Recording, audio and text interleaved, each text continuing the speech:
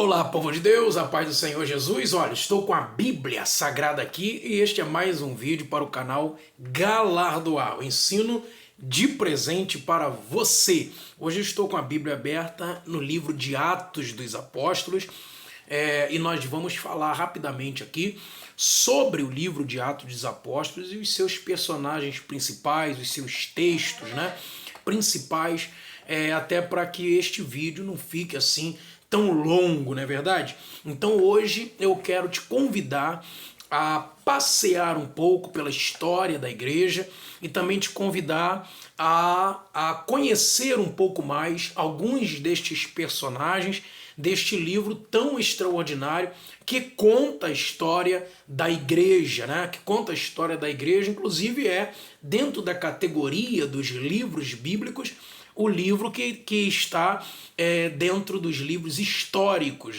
históricos, ou seja, no Novo Testamento só possuímos um único livro histórico, ele é chamado de Atos dos Apóstolos, ok?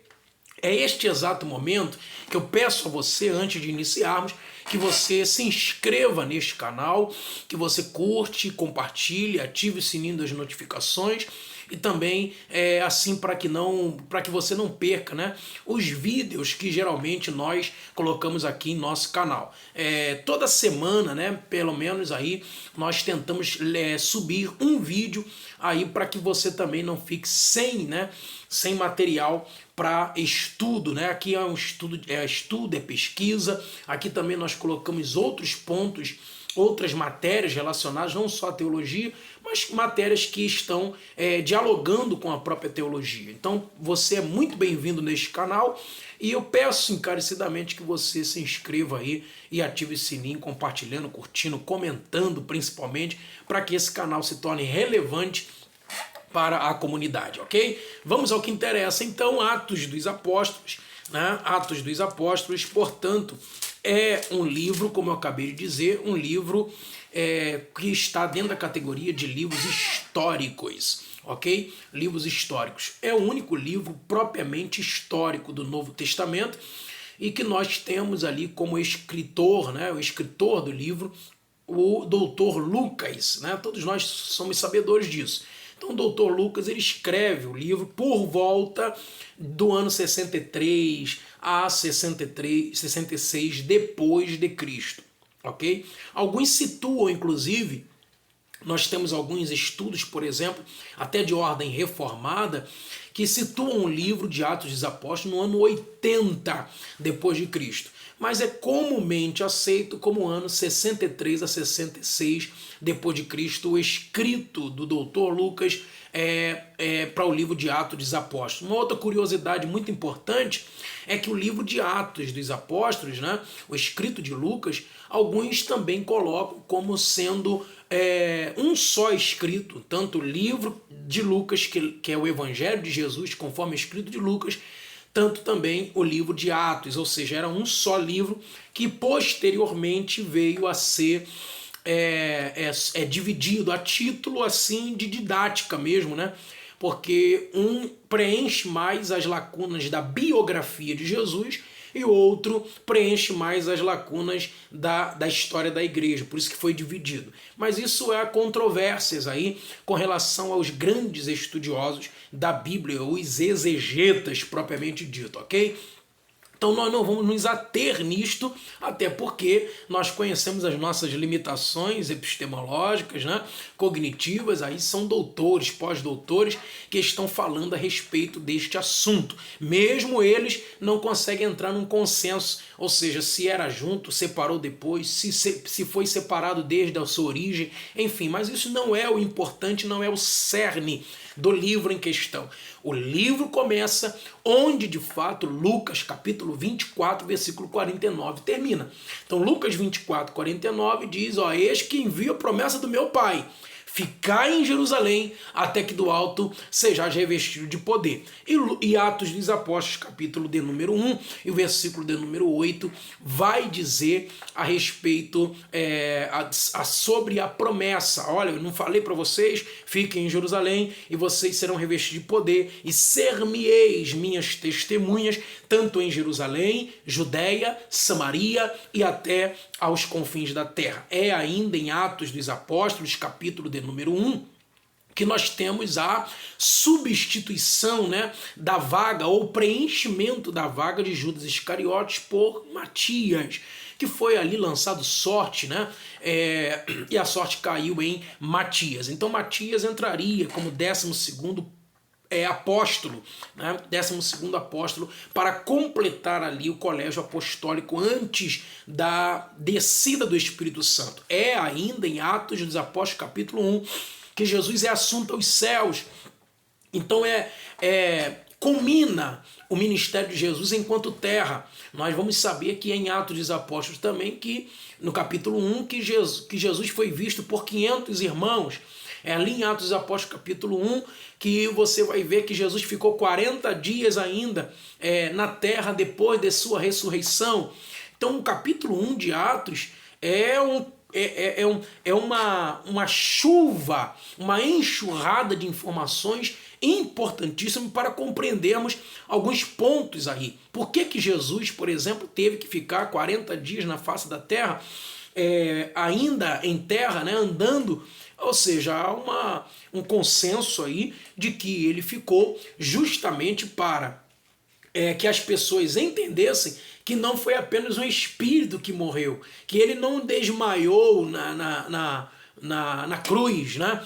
Que não houve ali aquela ideia do desmaio ou nada disso. O que houve ali foi, de fato, a morte, que foi comprovada pelos próprios romanos. Não é à toa que senão Jesus não teria sido tirado, né, da cruz. Eles comprovaram a morte de Jesus e depois a ressurreição de Cristo foi comprovada por pelo menos os apóstolos e pelo menos 500 pessoas que viram efetivamente Jesus, tocaram nele, tal como Tomé, né, tocou nele ali para saber que Jesus era carne e osso mesmo e que não era espírito. Ele mesmo vai falar isso para Tomé.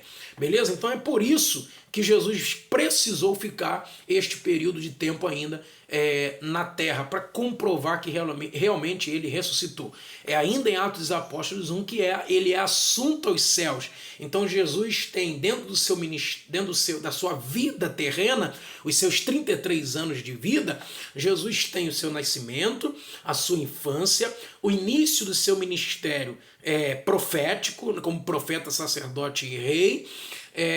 Jesus tem a sua morte, a sua crucificação, a sua morte, a sua ressurreição e agora a sua ascensão, ou seja, ele sendo assunto aos céus, ele subindo até o terceiro céu, habitando, portanto, à destra do Pai. É isso que Atos 1 fala. Então ele faz, inclusive, ele vai cumprir, portanto, a promessa que próprio Jesus também deixou registrada em João capítulo 14, né? Credes em Deus, credes também em mim. Na casa de meu pai há muitas moradas. Se não fosse assim, não vou-lo teria dito. Vou para o meu pai.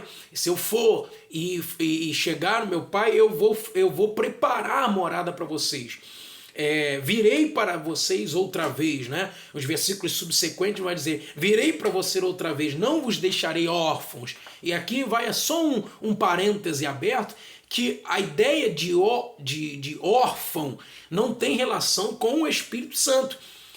É Jesus que entra na categoria de pai. Não vos deixarei órfão. Ele vai dizer: voltarei outra vez, né? Agora, enquanto eu não voltar, né, para vocês, eu não vou deixar vocês sozinhos. É diferente, tá? Eu não vou deixar vocês sozinhos. Enquanto isso, eu vou enviar o Espírito Santo. É a promessa do Pai: eu vou enviar o Espírito Santo para vocês. E se eu não for, ele não pode vir. É por este motivo. Há uma condição, né? É uma expressão aí idiomática latina é conditio sine qua non, né? Ou seja, uma condição sem a qual não. Isto implica dizer que Jesus deve subir para que o Espírito desça, como revestimento de poder, é o que vai acontecer em Atos 2, tá? Atos 2, por exemplo, é Jesus, é o Espírito Santo descendo, né, no povo. Nós vamos poder relatar isso aí. Em Atos dos Apóstolos, capítulo de número 2, nós vamos poder ver que a descida do Espírito Santo foi cumprida no dia de Pentecostes. Então eu falei isso, inclusive, até na aula do Instituto Bíblico Ebenezer, né? Ali aos sábados, com o pastor, na coordenação do pastor José Carlos, na Assembleia de Deus em João Rodrigues, em Mesquita, né? Rio de Janeiro. Inclusive, se você quiser e puder participar conosco deste seminário, desta instituição, que é uma instituição séria, voltada para a palavra de Deus, nós temos aulas aos sábados, das 16 às 18 horas. Todo sábado, das 16 às 18 horas, na rua João Rodrigues, número 156, em Mesquita, Santo Elias, Rio de Janeiro. E aí você pode, depois eu posso colocar até o número, né, o celular aqui, para que você entre em contato com o coordenador diretamente e você possa também estudar conosco teologia presencial. Glórias a Deus por isso. Então lá eu cheguei a falar que Atos 2 foi cumprido no dia de Pentecostes. Então nós sabemos que Jesus foi morto, foi ressuscitado no domingo de Páscoa, logo na alvorada, ou seja, de fato ali é de sábado para domingo, porque logo na alvorada as mulheres vão ver se Jesus, para preparar o corpo, embalsamar o corpo ali com as especiarias, vão ver se Jesus está lá, e o túmulo já está aberto. Logo na alvorada significa a primeira hora do dia. Então ele ressuscita ainda naquilo que para os judeus seria o dia de sábado, né? Olha aí, interessante isso, né? Que a gente pode depois tomar nota aqui em outro vídeo para falar sobre isso. Porque logo na alvorada significa a primeira hora do dia. E a primeira hora do dia para os judeus é às 7 horas da manhã. 7 horas da manhã, Jesus já havia ressuscitado, porque as mulheres não o encontram mais ali. Ele já havia ressuscitado, beleza? Então Jesus, ele ressuscita no domingo de Páscoa, naquele entroncamento entre o sábado e o domingo. Isso implica dizer que 40 dias, 50 dias depois da Páscoa é o Pentecostes. E naturalmente as pessoas que viajavam, né, de cidades e países circunvizinhas a Israel, viajavam para a Páscoa, para os pães asmos e depois, consequentemente, para a Páscoa, eles de fato permaneciam, porque 40 dias, por que era diferente, né? Deles voltarem, às vezes, caminho de 5, 6 dias de caminhada. Você sabe que não tinha carro, não tinha nada disso, ou era a cavalo, ou era a pé, ou era a camelo, ou seja, demorava alguns períodos, né? Algum período de tempo, talvez 3 dias, 4 dias, dependendo da distância que aquele forasteiro, que aquele estrangeiro, melhor dizendo, vinha para poder prestigiar a festa da Páscoa. Então eles já ficavam ali até a festa do Pentecoste, que era 50 dias depois da Páscoa. Ora, se Jesus ressuscita na Páscoa, no último dia da Páscoa, isso implica dizer que ainda tem 50 dias para poder chegar à festa do Pentecoste. Tá? E nós temos a informação em Atos dos Apóstolos capítulo 1 que Jesus fica 40 dias andando sobre a terra. Então isso implica dizer também que depois de 40 dias só faltavam 10 para poder cumprir-se o dia de Pentecostes. Então Jesus, a terra, né, de fato, fica sem Jesus e sem o Espírito Santo 10 dias, porque Jesus é assunto aos céus no 40º dia. Ele fica 40 e ele é assunto aos céus. Em Atos 2, vai haver o cumprimento depois de 10 dias de Jerusalém e da terra, obviamente sem Jesus e sem a presença do Espírito Santo. O Espírito Santo desce em Atos 2, línguas repartidas como de fogo, para causar movimento à igreja. Movimento à igreja. Então esse movimento significa de uma igreja não estagnada. Uma igreja é o contrário de uma igreja inerte, né? É o contrário de uma igreja anêmica. Né? O que o Espírito Santo quis fazer em Atos 2 é trazer movimento, tal como a água só consegue produzir energia se ela estiver em constante movimento, daí as usinas hidrelétricas. Só consegue fazer isto se houver movimento. Enquanto tem movimento, tem energia. Enquanto tem movimento, tem vida. Enquanto tem movimento, é altruísta. Parou de se movimentar, a igreja começa a se tornar inerte, a igreja começa a se tornar anêmica, é uma igreja que só olha para si, é uma igreja que olha para dentro, não é uma igreja que olha para fora. Atos 2 está relacionado diretamente com uma igreja que agora está sendo revestida de poder, não para ficar para dentro, mas para crescer, para expandir, para ir adiante, e está indo adiante para pregar o evangelho do Calvário que Jesus havia estabelecido. Como que prega este evangelho do Calvário? Ele está indo às hostes espirituais da maldade. A luta agora não é contra carne e sangue, a luta é contra principados, é contra potestades, contra dominadores. Então, Jesus sabia muito bem que a igreja que ele fundou em Mateus 16, 18, teria que ser revestido de poder, porque a luta não era física. A luta é contra alguém que eu não vejo, é contra seres que eu não vejo fisicamente a olho nu, mas eu consigo pressentir, eu consigo sentir. E aí, quando Deus quer, inclusive, abrir a visão de alguém, ele até faz com que veja, né, perceba as ações do inimigo contra a igreja. Então a igreja que vai em direção às hostes espirituais da maldade. É a igreja que vai em direção à morte. É a igreja que vai em direção, né, às almas perdidas e que estão obscurecidas pelo inimigo. Não é isso que a Bíblia fala? Satanás cegou os entendimentos dos incrédulos, para que eles não cheguem ao pleno conhecimento da verdade, que é um desejo de Deus, que o homem chegue ao pleno conhecimento da verdade. Então, Atos 2 tem relação justamente com isso.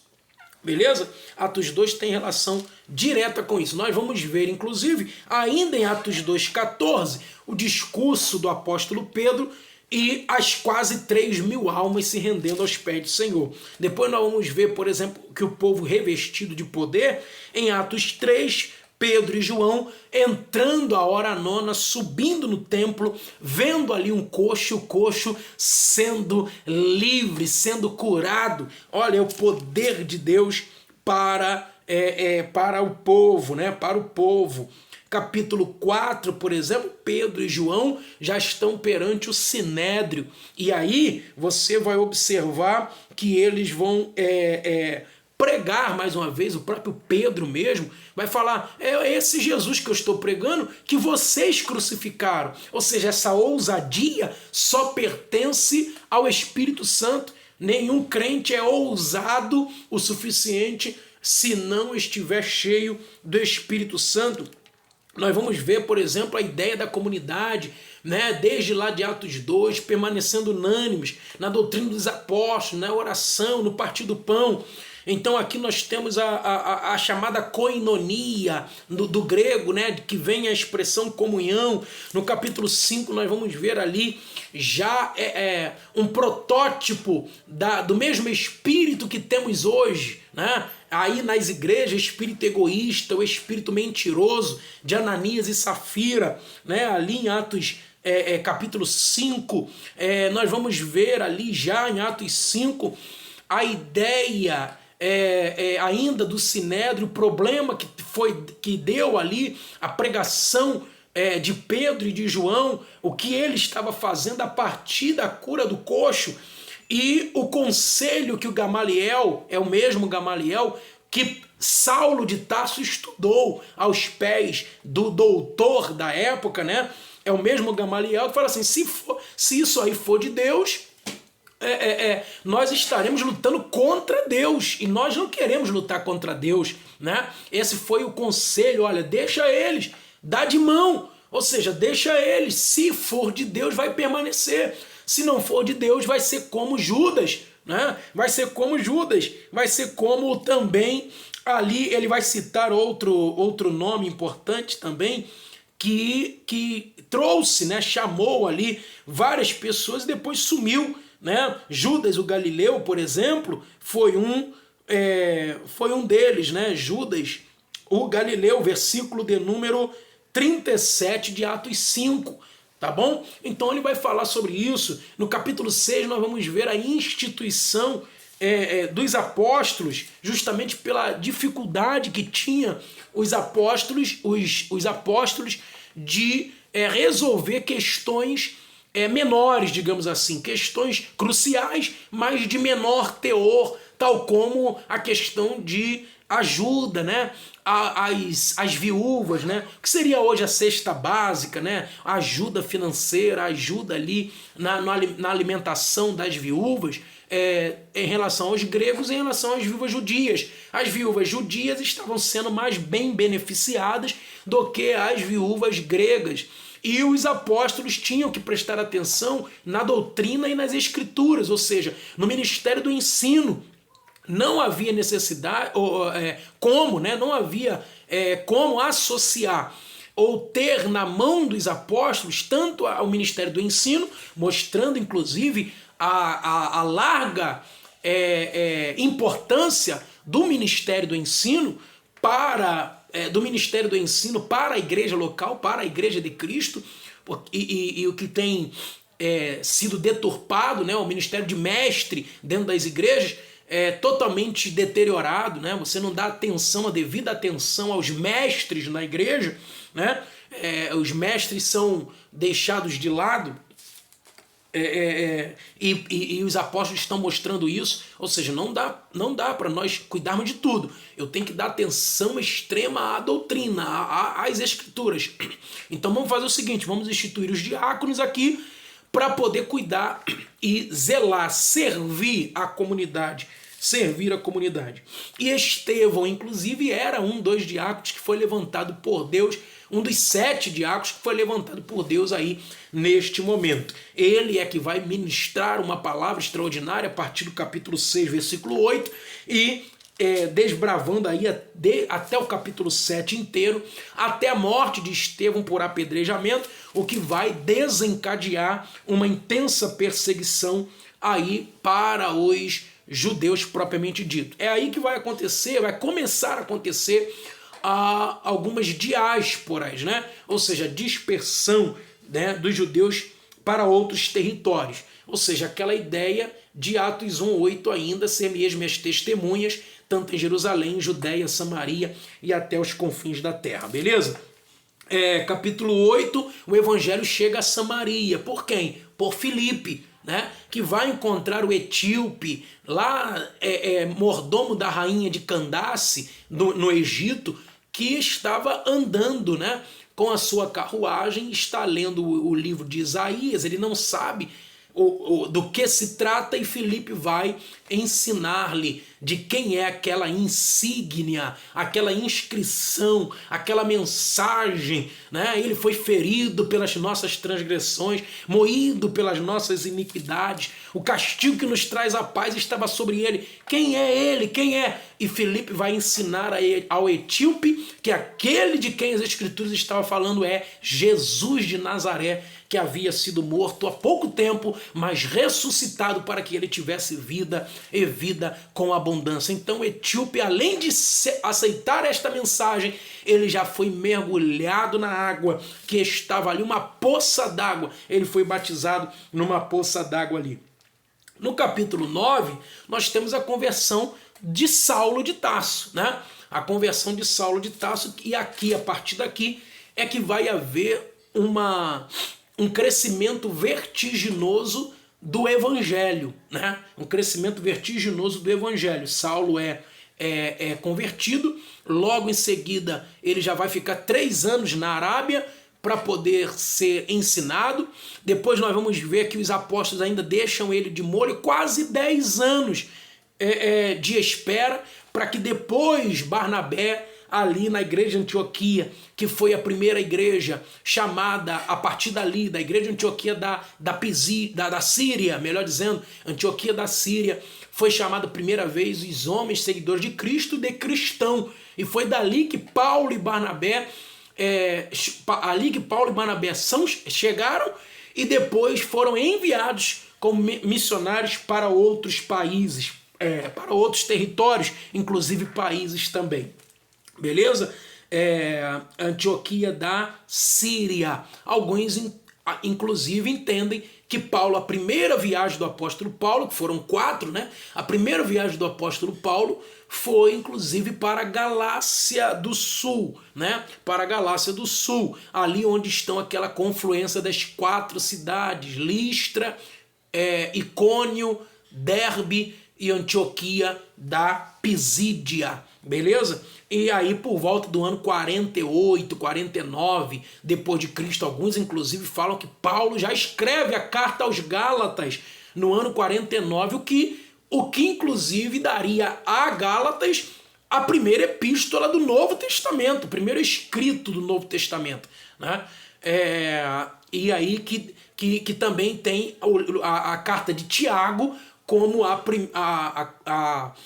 aquela que estava entre os primeiros escritos do Novo Testamento, uma vez que os evangelhos que estão no início do nosso Novo Testamento só começaram a ser escritos por volta do ano 59 até 90, mais ou menos depois de Cristo. Se levarmos em consideração o livro de João, o evangelista João, né, que escreve praticamente esta carta em 89, 90, 91, o seu evangelho que leva o seu nome. Beleza, gente? Então é mais ou menos isso. No capítulo 10 nós temos o próprio Pedro lá, né? Ganhando a família de Cornélio, né? Depois da sua visão, da visão que o próprio Deus dá a ele lá, sobre os gentios, enfim. No capítulo 11, Pedro ainda, né? Capítulos 10 e 11, Pedro relacionado a Cornélio. E ele está dando agora uma explicação para a igreja do porquê que Cornélio também aceitou o evangelho sendo gentil. Depois nós vamos ter aí, de fato, no capítulo 13, aquilo que eu acabei de falar. No capítulo 13, Barnabé e Saulo saem de Antioquia da Síria para ministrar aí a palavra em vários lugares, né? Em vários lugares. O ministério do apóstolo Paulo é enfatizado desde o capítulo 13 até o final de Atos dos Apóstolos, que termina em Atos 28, com Paulo sendo preso, né? E ficou ali 2 anos em prisão domiciliar em Roma, né? Em prisão domiciliar em Roma. Foram 3 viagens missionárias do apóstolo Paulo, e na terceira para a quarta é que ele morre por Nero, tá ok? Nero vai matar tanto o apóstolo Pedro quanto o apóstolo Paulo. Pedro crucificado de cabeça para baixo, segundo a tradição, segundo Eusébio de Cesareia, no livro História Eclesiástica, e Paulo também vai ser decapitado pelo mesmo imperador Nero, ok? Por volta do ano 67 depois de Cristo. Então esta é uma pincelada muito básica, porque aqui deveríamos ter vários e vários vídeos, né, a respeito de Atos dos Apóstolos, mas o tempo não nos permite falarmos profundamente de cada capítulo, de cada texto, né? Mas nós sabemos piamente que Paulo e Pedro, principalmente, foram os 2 personagens mais proeminentes dentro do livro de Atos dos Apóstolos, que também pode ser considerado livro de Atos do Espírito Santo por meio dos apóstolos. E tem também figuras como Estevão, como Filipe, como Barnabé, né, como Silas, como Timóteo, como outros homens aí, como Marcos, o próprio João Marcos também aparece ali como sobrinho, né, sobrinho ali de Barnabé, e que foi o escritor do evangelho que leva o nome de Marcos, ok? Que foi o escritor que leva o nome de Marcos. Ou seja, esse é o desdobramento do início da história da igreja por meio de Jesus e por meio dos apóstolos. Ok? Para outras informações, talvez a gente possa entrar aqui e falar um pouquinho sobre a história da igreja a partir dos primeiros 100 anos do apostolado, né? do colégio apostólico. Mas para este vídeo, para o objetivo deste vídeo, nós já estamos aí satisfeitos com o que nós falamos, ok? Este vídeo aí, portanto, cumpre o objetivo proposto, que é dar uma pincelada em alguns tópicos importantes de Atos dos Apóstolos. Esse foi o vídeo de hoje, Atos dos Apóstolos, né? O início da igreja e das missões. Você esteve no canal Galardoar, o ensino de presente para você. Deus abençoe.